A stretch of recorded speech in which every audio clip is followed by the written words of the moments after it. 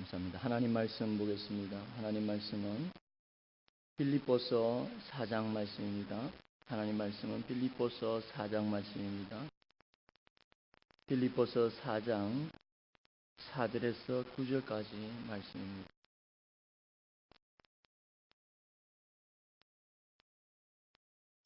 빌립보서 4장 4절에서 9절입니다.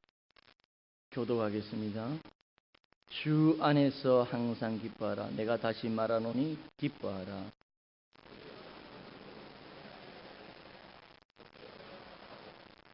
아무것도 염려하지 말고 오직 모든 일에 기도와 간구로 너희 구할 것을 감사함으로 하나님께 아뢰라.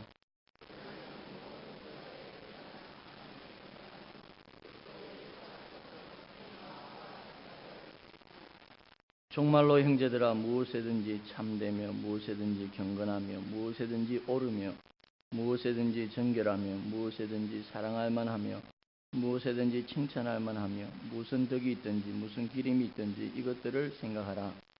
너희는 내게 배우고 받고 듣고 본 바를 행하라. 그리하면 평강의 하나님이 너희와 함께 계시리라. 아멘. 우리는 계속해서 항상 기뻐하라는 우리를 향한 주님의 뜻에 대해서 말씀을 나누고 있습니다. 기쁨은 바른 관계에서 자연스럽게 이루어지는 것이다 라고 말씀을 드렸습니다. 첫째로는 주님 안에서 기뻐해야 된다라고 했습니다. 주님 때문에, 그리고 주님과 바른 관계에 있을 때에 우리가 진정한 기쁨을 누릴 수 있다는 것입니다. 그리고 두 번째로는 이웃과의 바른 관계에서 기쁨을 누릴 수 있다고 했습니다. 그런데 어떻게 하는 것이 이웃과 바른 관계를 유지하는 것이라고 했습니까? 여러 가지 방법이 있지만은 우리가 저번에 말씀을 살펴봤죠. 어떻게 해야 된다고 했습니까? 기억이 안 나시죠? 그죠? 오늘 본문에 나와 있습니다. 주 안에서 기뻐하라는 첫 번째고, 그죠? 두 번째로는 너희 관용을 모든 사람에게 알게 하라 그랬지 않습니까? 이웃의 관계에 있어서는 관용을 나타내는 것입니다. 이렇게 이웃과의 바른 관계에서 기쁨을 누릴 수가 있습니다. 자, 그러면 이렇게 하나님과 바른 관계에 있고 이웃에게 사랑을 하면 이제 기쁨만 있고 다른 것은 염려는 없는 것일까요? 만약에 하나님과 바른 관계에 있고 다른 사람과 관계가 바르지만 예를 들어 몸에 병이 생겼다든지 사고를 당했습니다. 그러면 어떨까요? 물질 문제에 있어서 사업에 부도가 있다면, 그래서 많은 빚에 쫓기고 있다면 어떠할까요? 직장을 구할 수 없거나 배우자를 구할 수 없거나 진학의 어려움을 겪는다면 여러분 어떨까요? 제가 열거한 이러한 문제들은 하나님과 바른 관계에 있고 이웃과 바른 관계에 있다 하더라도 또 다른 차원의 문제인 것입니다. 즉 우리의 기쁨을 빼앗아가는 것에는 하나님과의 깨어진 관계나 이웃과의 깨어진 관계도 있지만 그 외에도 세상에 살아가면서 온갖 물질, 건강, 진로, 직장, 결혼, 교회 문제 등으로 정말 5만 가지의 각가지의 문제들로 우리가 순간적으로 염려에 빠질 수가 있다는 것입니다. 이런 세상의 온갖 살아가는 문제들로 인한 염려는 우리의 기쁨을 가로막고 또 우리의 기쁨을 도적질해가는 중요한 원인이 되는 것입니다. 그래서 세 번째로 중요하게 다루는 문제는 염려의 문제입니다. 따라서 항상 기쁨의 삶을 살기 위해서는 세 번째로 이 염려의 문제를 극복해야 합니다. 그래서 오늘 본문 6절 7절의 말씀은 염려를 극복하는 중요한 길을 우리에게 가르쳐주고 있습니다. 우리 6절 7절 한번 읽어보겠습니다. 같이 읽겠습니다. 아무것도 염려하지 말고 오직 모든 일에 기도와 간구로 너희 구할 것을 감사함으로 하나님께 아뢰라. 그리하면 모든 지각에 뛰어난 하나님의 평강이 그리스도 예수 안에서 너희 마음과 생각을 지키시리라. 아멘. 세상의 염려 걱정을 이기는 길은 무엇입니까? 오늘 본문은 한마디로 기도라고 말씀하고 있습니다. 모세는 우리 인생의 자랑은 수고와 슬픔뿐이고 야곱은 우리 자신의 인생을 험악한 세월이라고 그렇게 했습니다. 그러니 인생을 살아가면서 우리가 얼마나 많은 염려와 걱정 가운데 살아가겠습니까? 그러나 마치 죄의 마음이, 죄를 짓고자 하는 마음이 우리의 마음에 오더라도 끊임없이 우리에게 다가오죠. 그러나 우리 마음에 둥지를 틀지 못하도록 해야 하듯이 염려 걱정이 우리에게 끊임없이 살아가면서 옵니다. 끊임없이 옵니다. 그러나 그 염려가 우리의 마음에 둥지를 틀고 우리의 마음을 장악하지 못하도록 우리는 해야 하는 것입니다. 기도는 이렇게 끊임없이 우리에게 다가오는 세상의 5만 가지의 염려 걱정들을 극복하고 성도의 기쁨을 누릴 수 있게 하기 위해 하나님께서 주신 도구요, 특권이요, 복입니다. 그래서 우리는 평소에 아무 일이 없어도 하나님께 나아가서 기도해야 되지만 특별히 또한 염려가 우리 마음에 다가올 때 우리는 하나님께 나아가서 기도해야 하는 것입니다. 골로새서 3장 15절에 그리스도의 평강이 너희 마음을 주장하게 하라라는 말씀이 있습니다. 그리스도의 평강이 너희 마음을 주장하게 하라. 이 주장하게 하라는 말은 마치 스포츠 경기에서 심판이 그 규칙을 지키기 위해서, 규칙을 어기면 경고로 노란 카드를 탁 내고 빨간 카드를 탁 내듯이 그렇게 우리의 심령에 그리스도의 평강을 지키기 위해서 우리가 정신을 똑바로 차리고 있어야 된다는 것입니다. 그래서 내 마음에 그리스도의 평강이 조금이라도 이렇게 흔들리거나 깨어지면 정신을 바짝 차리고 경고를 받아야 되는 것입니다. 아, 지금 내 심령에 문제가 생겼구나. 하나님의 평강을 내가 지켜야지. 그렇게 하면서 우리 마음을 지켜나가라라는, 우리의 그리스도의 평강으로 지켜나가라라는 말씀이 그리스도의 평강이 너희 마음을 주장하게 하라라는 말씀입니다. 그래서 그리스도의 평강을 우리는 회복하기 위해서 어떻게 해야 됩니까? 오늘 말씀 그대로 기도해야 합니다. 하나님, 제 마음에 지금 이런 문제로 염려가 지금 다가오고 있습니다. 그리고 걱정으로 기쁨과 평강이 사라지고 있습니다. 제가 염려하는 문제는 이러이러한 문제입니다. 모든 것을 아시는 하나님, 이미 다 아시고 계실 줄 믿습니다. 그리고 도와주실 줄 믿습니다. 응답해 주실 줄 믿습니다. 주님 도와주세요. 그렇게 기도하면 흔들렸던 그리스도의 평강이 다시 우리에게로 찾아와 우리의 마음과 생각을 지켜주시는 것입니다. 이렇게 기도하며 하나님께 아뢰는 것 외에 그새는 예외가 될 만한 세상에 그 어떤 문제도 없습니다. 아무리 큰 문제라도 상관이 없고 아무리 작은 문제라도 상관이 없습니다. 그래서 오늘 읽은 말씀에 아무것도 염려하지 말고 오직 모든 일에 기도와 간구를 아뢰라고 했어요. 강조를 하고 있죠. 아무것도 염려하지 말고 오직 모든 일에 기도해. 반대가 되는 거죠. 아무것도 염려하지 말고 모든 것을 기도해. 부산의 어떤 유명한 목사님은 자랄 때 너무 가난했다고 합니다. 공부는 아주 잘하셨어요. 그래서 한국에서 제일 알아주는 학교에 다니셨다는데 너무 생활이 가난했어요. 근데 이 목사님이 이 말씀을 붙들었어요.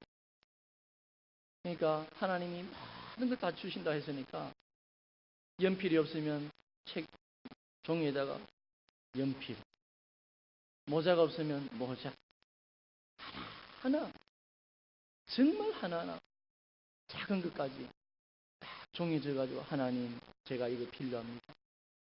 그렇게 기도하니까 하나님이 다 채워주시더라는 겁니다. 그래서 어려움없이 그 공부를 다 마치고 또 좋은 학교에 들어가서 이제 지금 훌륭한 목사님이 되었다는 것을 간증하는 것을 들은 적이 있습니다. 하나님께 이런 것까지 말씀드려도 될까? 그런 건 없습니다. 그럴 생각할 필요 없습니다. 어떤 분은 이런 사소한 문제를 하나님께 말씀드려도 될까? 그렇게 생각할 필요 없습니다. 어떤 분은 이렇게 큰 문제를 하나님께 염려 끼쳐서 되겠는가? 그런 생각은 잘못된 생각입니다. 또 어떤 분은 이렇게 지저분한 제 문제도 하나님께 아뢰도 될까? 하나님은 다 들어주십니다. 성경은 아무것도 염려하지 말고 오직 모든 일에 간구하라고 말씀하고 있습니다. 우리는 사소한 일과 사소하게 우리 마음에 일어나는 감정조차도 다 하나님께 아뢰드려야 됩니다. 여러분, 대화에서도 수준이 있다고 합니다. 어떤 부분은 거의 대화가 없지요. 직장에 들어와서 이렇게 아들은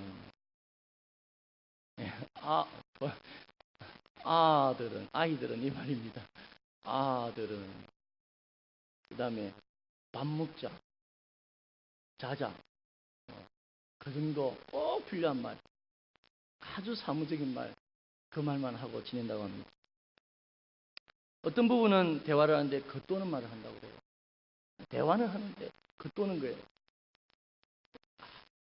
여보, 오늘 도리 엄마를 만났는데 도리 엄마가 이렇게 파랗게 멍이 들었던데 알고 보니까 남편한테 한 대 맞았대. 호호호호. 그러면 그 남편이 뭐라고 합니까? 그 말을 딱 듣고 하는 말이, 이야, 오늘 안정환이가 너무 축구 잘하더라. 오늘 한 골 넣었어. 이야, 기분 좋다. 하하하하. 여러분, 대화가 됩니까? 지금 제 말이 이해가. 겉도는 이야기하는 거죠. 한 사람은 도리 엄마 이야기하고 한 사람은 안정환이 이야기하고 시끄럽게 막 이야기를 하는데 겉도는 대화가 있다는 것입니다. 우리 대화 중에. 근데 어떤 대화는 한 단계 높은 대화는 감정을 나누는 대화라고 합니다. 여보, 오늘 제가 이런 일이 있었는데 내 마음이 이상하게 막 우울했어요. 그러면 남편이, 그래, 내 같았어도 그런 경우에 마음이 우울했겠어. 그런데 나는 전에 그렇게 마음이 우울할 때 하나님께 기도하니까 참 평강이 찾아왔어. 여보, 기도해봐. 이건 감정을 나누는 아주 더 높은 단계의 대화입니다. 근데 그 위에 더 높은 단계의 대화는 어떤 단계냐면은 꿈과 비전을 나누는 대화입니다. 여보, 오늘 옆집에 할아버지가 참 세상을 떠났어. 근데 참 그걸 보니까 인생의 허물을 내가 느꼈어. 어떻게 하면 이 땅을 더 의미있게 살까 그렇게 염려를 했어. 그럼 남편이, 그래, 우리가 이때까지 너무 세상 일에 염려하고 살았지. 너무 자식의 문제에 얽매이가 살았지. 이 땅의 것은 아무것도 아닌데 말이야. 이제 우리가 천국을 위해서 저 영원한 세계를 향해서 어떻게 살아가는 것이 보람된 것인가 우리가 한번 고민하며 기도해보자. 이게 제일 높은 수준의 대화입니다, 여러분. 사랑하는 성도 여러분, 여러분은 하나님과 어떤 수준의 대화를 하고 있습니까? 아주 사무적인 몇 마디 그런 대화를 하고 끊어진 대화를 하고 계시지 않습니까? 혹시 대화를 하는데, 하나님께 기도를 하는데 내 마음의 진실한 감정은 이야기하지 않고, 내 마음의 진실한 느낌, 생각들은 이야기하지 않고 그냥 어떤 사실들만 나열하는 그런 기도는 하고 있지는 않습니다. 여러분의 감정과 생각을 아주 솔직하게 하나님께 내어놓고 깊이 있는 대화를 많이 하시는 우리 성도님들 되시기를 주님의 이름으로 축원합니다. 이렇게 오직 모든 일에 기도와 간구로 우리의 구할 것을 하나님께 아뢰는데 주의해야 할 또 중요한 내용이 하나 있습니다. 그것은 감사함으로 아뢰라는 것입니다. 감사함으로 기도한 대표적인 인물을 들라면 구약의 다니엘을 들 수가 있습니다. 다니엘은 이방에 그렇게 포로로 잡혀갔지만 왕을 보좌하는 자리까지 높아진 분입니다. 그 다니엘은 시간을 정해서 날마다 하루에 3번 하나님을 향해서 기도했어요. 그런데 그 다니엘을 시기하는 사람들이 어떻게 하면 다니엘의 어떤 허점을 찾을까 하고 찾았는데 찾을 게 있어야죠. 없습니다. 그런데 가만히 보니까 다니엘이 하루에 3번 기도를 하거든요. 그래서 왕에게, 다리오 왕에게 가지고 이간질을 했습니다. 모함을 했습니다. 누구든지 30일 동안 왕 외에는 어떤 신에게나 어떤 사람에게나 아무것도 간구하는 사람은, 무엇이라도 간구한 사람은 사자굴에 넣게 해주세요. 그 왕이 다니엘을 사랑하지만 그 사실을 모르고 의인을 찍어버렸어요. 다니엘은 그 의인이 지킨 줄 알면서도 이제 기도를 하면 생명을 잃는 그러한 상황인 줄 알면서도 그는 좌절하지 않고 하나님 앞에 나가서 동일하게 생명을 걸고 하루에 3번 기도를 했습니다. 기도하면서 어떻게 기도했다고 했습니까? 성경에 보니까 감사함으로 기도했다 그랬습니다. 도저히 감사할 수 없는 그런 상황, 생명이 끊어질 수밖에 없는 상황, 모함을 당하고 나에게 생명과 같은 그 기도를 막는 무리들이 있는 그러한 상황, 감정적으로 흥분할 수 있는 그런 상황이지만 다니엘은 그 상황 속에서 하나님께 감사함으로 기도했다고 했습니다. 물론 다니엘은 사자굴에 들어갔습니다. 그러나 하나님께서 그 사자의 입을 막으십니다. 살리십니다. 여러분, 또 신약에서 예를 들자면 바울과 실라를 들 수 있습니다. 바울과 실라는 이 빌립보서 아닙니까? 빌립보서. 이 빌립보서를 보내는 이 빌립보 지역에 전도를 갔을 때입니다. 유럽의 첫 지역이거든요. 바울과 실라가 빌립보에 처음 갔을 때 복음 전하고 귀신 들린 여종을 내어 쫓았습니다. 선한 일을 했죠. 그런데 그 주인이 모함을 해서 사람들에게 매를 맞고 옷이 찢기고 감옥에, 그 어두운 감옥에 빠져 들어가게 됐습니다. 그 어두운 밤에 그 어두운 장소에서 바울과 실라가 무엇을 했습니까? 염려했습니까? 좌절했습니까? 그는 그러지 않았습니다. 바울과 실라는 기도하고 찬양했습니다. 그냥 자신들끼리 둘이만 듣도록 그렇게 기도한 건 아닙니다. 온 죄수들이 다 듣도록 부흥회를 한 것입니다. 둘이서. 여러분, 그런 분위기에 뭐 염려가 있습니까? 걱정이 있습니까? 분명히 감사의 찬양을 드렸을 것입니다. 그때에 그 옥문이 열리고 창구가 풀어지는 그런 역사가 일어났던 것입니다. 여러분, 감사의 기도란 이렇게 능력이 있는 것입니다. 그러면 우리들도 다니엘처럼 힘들고 어려울 때 사도 바울처럼 어떠한 상황 속에서도 아무것도 염려하지 말고 오직 모든 일에 기도와 간구로 우리의 구할 것을 감사함으로 하나님께 아뢰어야 하는 것입니다. 그러기 위해서는 먼저 감사의 제목을 찾아서 아뢰어야 되겠습니다. 사실 우리가 드리는 대부분의 기도는 어떤 내용들입니까? 염려거리들이고 걱정거리들입니다. 참 우리는 간사하잖아요. 염려거리들을 가지고 항상 나가지 않습니다. 그러다 보니까 앉으면 염려의 기도, 걱정의 기도를 드리기 쉽습니다. 본성적으로 그렇습니다. 그렇기 때문에 우리가 감사의 기도를 드리기 위해서는 먼저 의도적으로, 의지적으로 감사의 제목이 무엇인지를 먼저 기억하고 감사의 기도를 먼저 드리는 그런 것을 기도의 습관으로 우리가 드려야 하는 것입니다. 우리가 학생들에게 기도를 가르칠 때 그렇게 가르치지 않습니까? 하나님의 이름을 부르고 그 다음에 감사기도 드리고 회개기도 드리고 그 다음에 간구를 드리라고 우리가 그렇게 가르치지 않습니까? 그렇기 때문에 우리들도 그렇게 기도해야 하는 것입니다. 근데 여기서 감사함으로 아뢰라는 말씀은 좀 더 깊은 의미가 있습니다. 감사거리는 감사기도를 드리고 그 이후에 염려거리는 염려하면서 드리는 그런 기도를 드리라는 것이 아닙니다.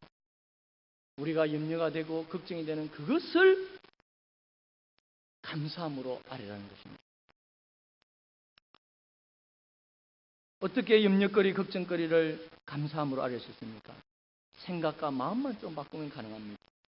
제가 전에도 말씀드렸지만 매일 술을 먹고 오는 남편이 곤드레곤 만들이 돼가지고 날마다 오는 남편이 있으면 하나님 앉아가지고 하나님 저 인간 어떻게 해주십시오 이렇게 기도하기 전에 하나님 그래도 저렇게 술을 먹고 마셔도 어떻게 집을 잘 찾아오는지 사고를 당하지 않고 찾아오게 해주신 것 감사합니다.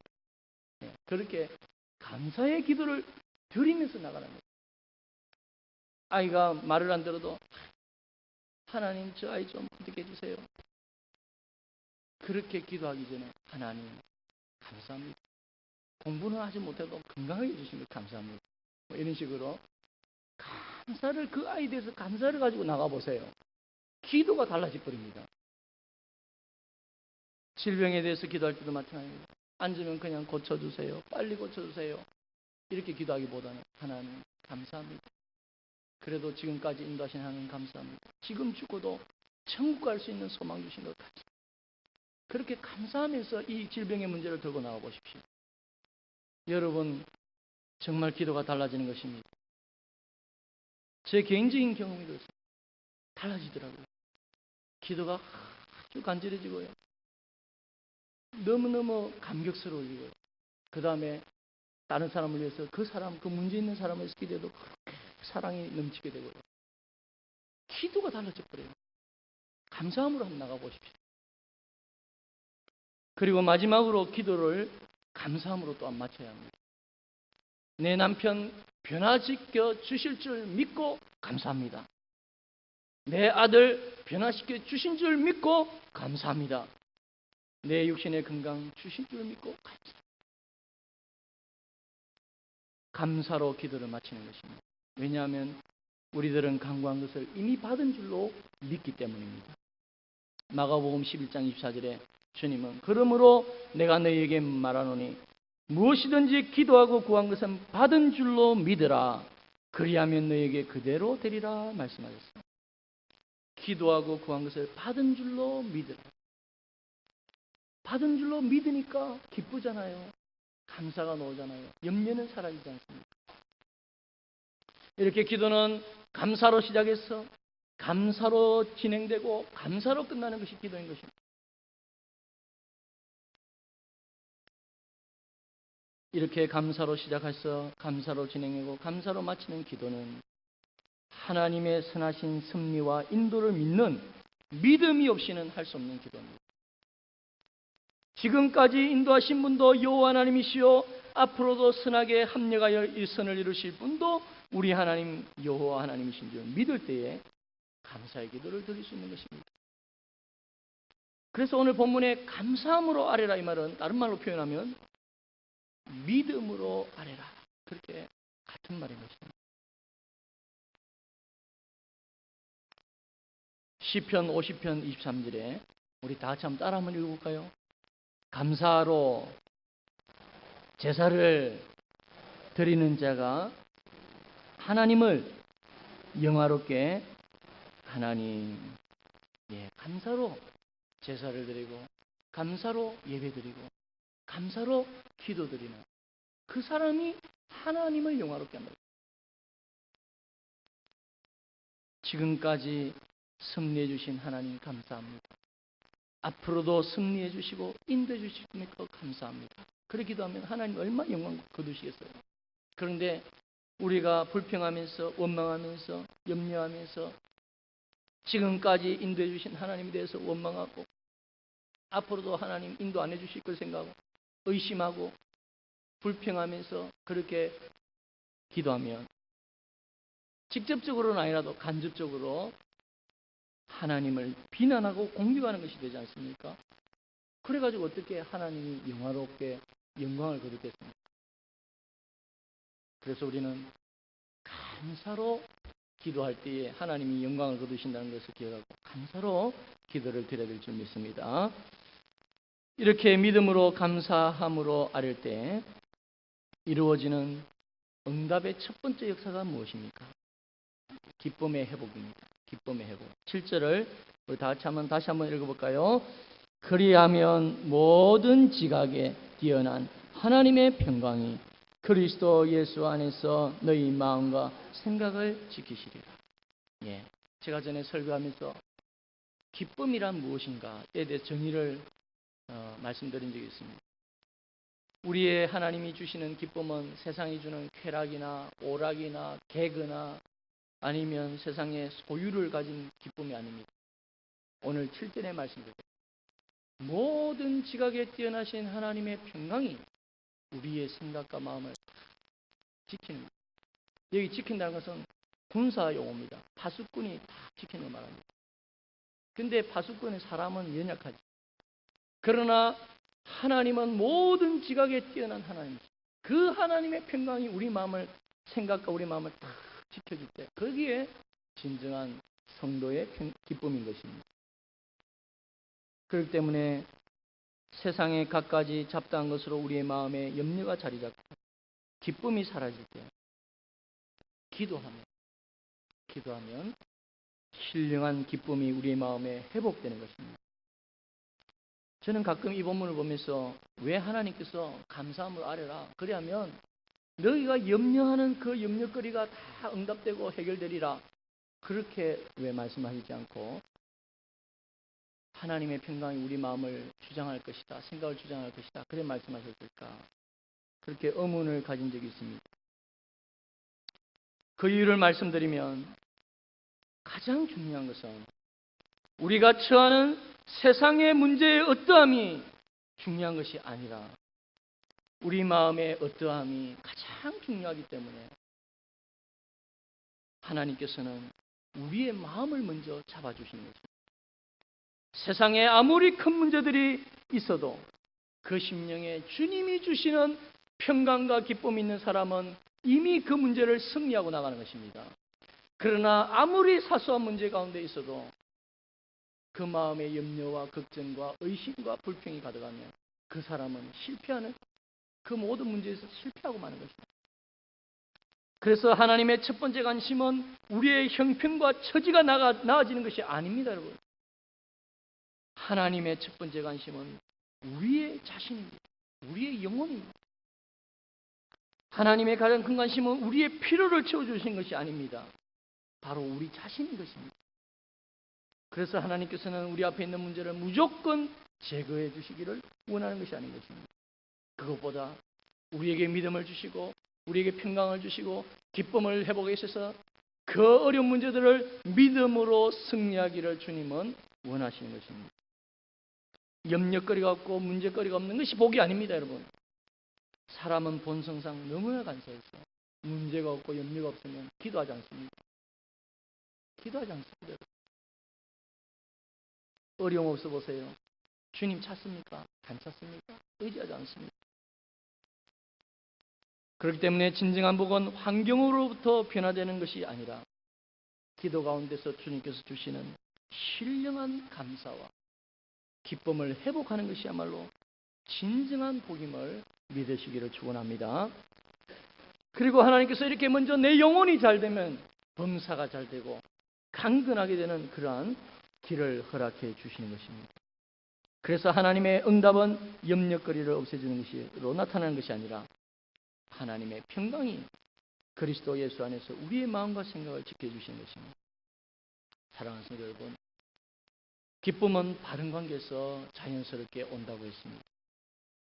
주님과의 바른 관계에서 주님 안에 거할 때 옵니다.